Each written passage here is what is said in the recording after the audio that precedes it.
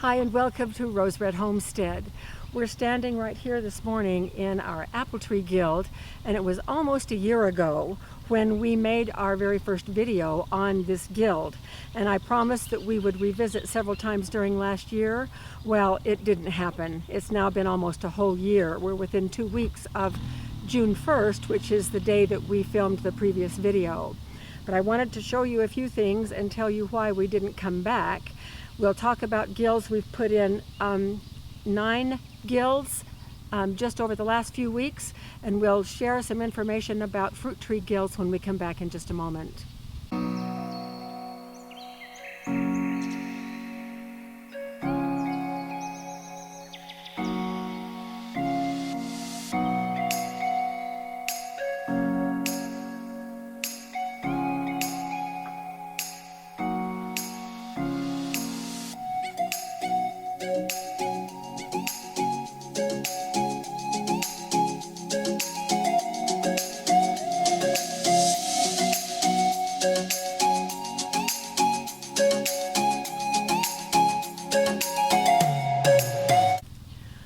I had very high hopes last summer, right after we made the video on this apple tree guild.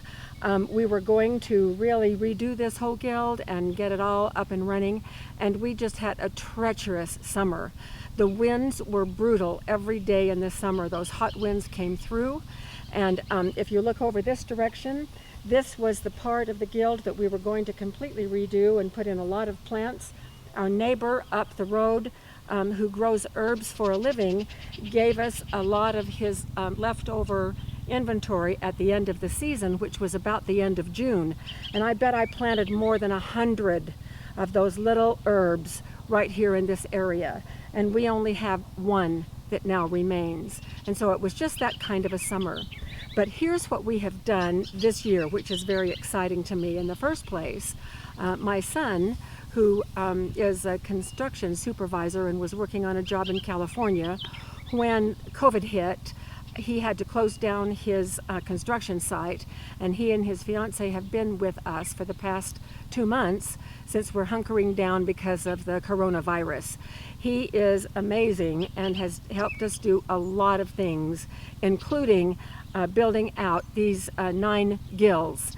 And so one of the most important things that we have done, if you look here at the surface of this guild, we have put in mulch. In our last video, you may want to watch that one first before you see this one, so that you can get the continuation of the story. But we had done all kinds of things, layering cardboard and putting straw in about 8 years ago, and really it just hardly even worked.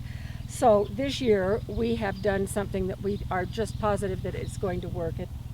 It is a mulch combined with compost. It has some turkey manure in it as well. And so this is a great combination. And so we have covered all of our gills with this, and they put this nice little rock border around all of our gills, which really sets them off nicely. But one of the most important things that they did was that they put in these soaker hoses right over here. And so we now have soaker hoses for every plant underneath the mulch.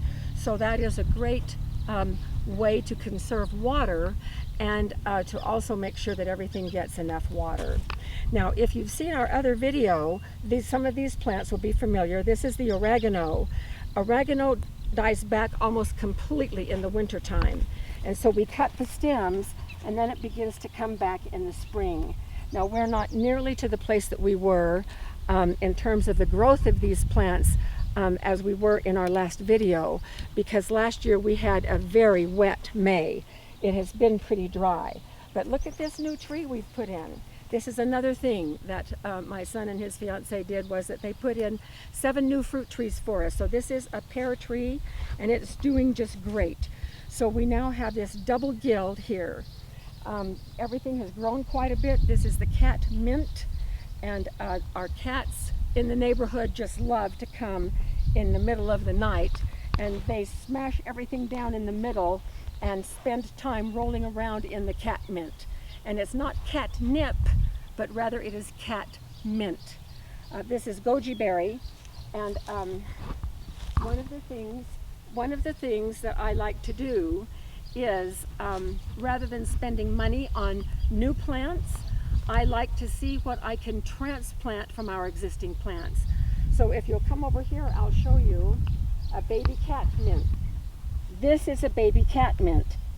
It is the perfect size for digging and replanting, and it came from here. They send runners out and start a new one right here. So this one I'm going to take and put in one of the other gills that we've just started. This is a Goji Berry and lemon balm. I'm not sure what this is. Oh, this is oregano. So this is a perfect size for oregano too. From last year, I talked a little bit about the volunteer clover. This is that volunteer clover. It's yellow clover, and so we are building some really good soil nitrogen underneath this clover. And there's our fennel that's coming up. So if you'll walk this way, see how the cats have mashed it all down in the middle. But here are some babies here and over there that I'll be transplanting. And then around to the front of this guild,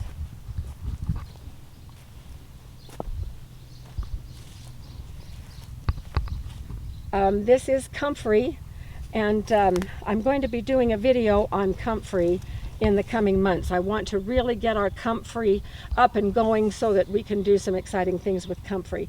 But we still have all of this bare area here. So I'm working very hard this year on getting transplants from our others, herbs from all over the property, and I'll be transplanting, and now that we have a good watering source, we'll be able to hopefully maintain and grow things in this part of this guild.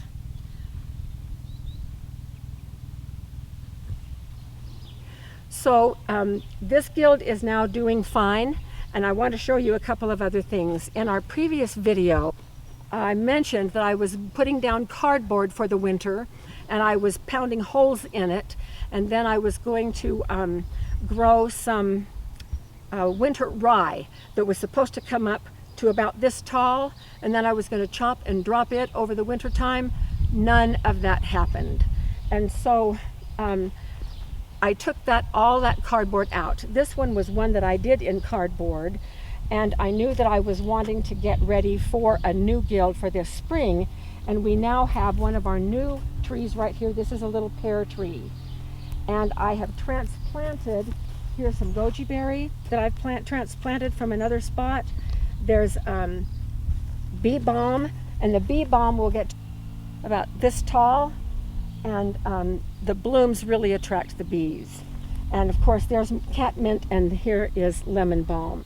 This is where in the previous video I had just started that cardboard process with the holes and planting the winter rye, and it didn't work out. I ultimately covered the whole area under this tree with cardboard, and it overwintered that way, but the grass in the holes did not grow.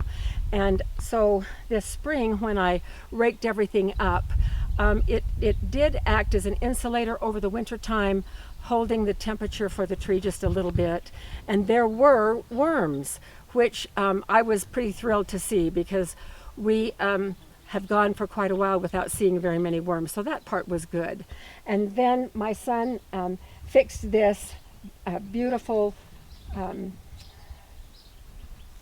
compost and mulch mixture under here, and I transplanted a lot of things into this one. I'm still in the process of transplanting things. I'm growing starts in the greenhouse from some of our herbs, and I've also planted from seed some lemon basil and some fennel. Fennel is really hard to transplant. I've tried transplanting fennel over here, and I'm just not sure that it's going to make it. So I'm growing some from seed in the greenhouse, and also some dill. And when those get big enough, I'll also transplant those around.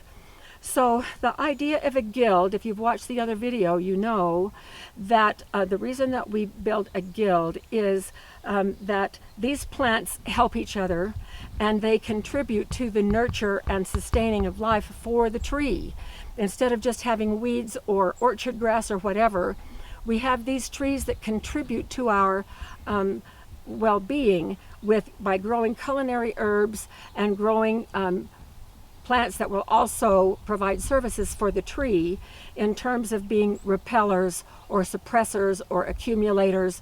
And I talk about all of that in the previous video. So we are very mindful of the fact that what we want in our gills are plants that serve dual duty. Not only will they provide for the tree, for nurturing the tree, but they also provide something for us as well. The goji berries, of course, give us the berries. The culinary herbs, they will repel insects or attract insects. For instance, this catmint right here, those purple blossoms, they really attract the bees. And so we plant attractors and repellers and suppressors. And so that's what a gild is. Now, these gills are brand new this year, but we are, well, refurbished. This one is a brand new one. The plants have been transplanted just in the past couple of weeks. Catmint transplants really, really well. But if we step over here, I want to show you just a couple more things. So this is our plum tree, and if you watched our video on making plum jam, the plums came from this tree. So this is a first-time gild under this tree. It has suckers I need to get rid of there. But everything I've transplanted in here, I will even, right here, and in some of the others, I'll just poke a tomato plant, hoping to hide those tomatoes from the tomato hornworms. And so I've got 3 new gills out here, and here is a brand new tree over here as well. That's a little apple tree right there. And so hopefully these trees will provide for us, and it will be very beneficial for us. So we are feeling really, really good about these new gills that we have put in, and the refurbishing of this gild, which was our original big one. One of the things that we have learned over the years that we have been here is, and I'm hoping to pass this on as a lesson to anyone who may be in the same situation, is that I looked at lots and lots of things online, both YouTube videos and articles and research on how to do permaculture, how to grow these kinds of things. And I learned from trial and error that listening to a guy in New Jersey who I really admire for what he has done with his property inspires me and gives me motivation. But I tried his methods and they don't work here. And it's not just because our climates are so very different, but our soil is different and everything is different. We live in high desert where it's very dry. We're at 5,000 feet and we are in a desert climate. Water is a premium. We don't have any humidity to speak of. And so through trial and error, I have just figured out what works and grows best on our property. And I keep getting these visions of, oh, I would like to grow this and I would like to grow that. And it just plain won't grow here. And so the biggest lesson that I have learned with these gills is to focus on what works here. And yes, I'm going to keep experimenting a little bit, but my major focus and my go-to stuff is going to be that which I already know works and works well. We're filling all of these gills with the plants that we know I can transplant and that will grow and thrive here. When we first moved here 9 years ago, we've been on our property here 9 years, our friend up the street who grows herbs came down and talked to us about herbs, and I ordered, I think, 30 flats, maybe even it was 40 flats, but we spent a lot of money on his herbs. And I think I put in, I don't know, 25 or 30 different varieties. And I planted them all up in front.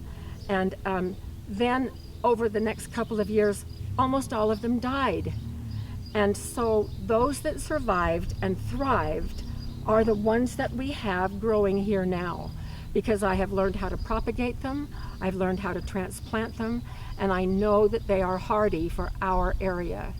And so don't give up on your property if you watch our video and try things that we can grow here and they don't grow where you are.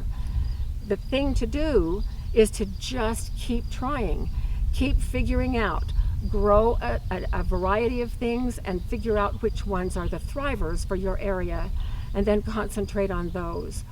I love the idea of permaculture, and I love the idea of these fruit tree guilds, but we have had to modify things to fit not only our lifestyle, but what we can grow here. And we are finding more satisfaction now than we did early on when I had all of these big dreams and I was going to grow all these exotic things. I think we're going to have a great apple crop this year, and I know that part of it is because we've had this guild in place now for 8 years, and this tree is very well nourished and protected by these plants in the guild. So I hope that this has been useful for you. And if we have some exciting things to share on fruit tree guilds as this year progresses, we'll come back. But otherwise, go for it. Try out guilds on your own property, and you don't have to have a lot of property to be able to plant a fruit tree or two and put a guild underneath that will nurture the tree. Thanks for being with us, and we'll see you next time.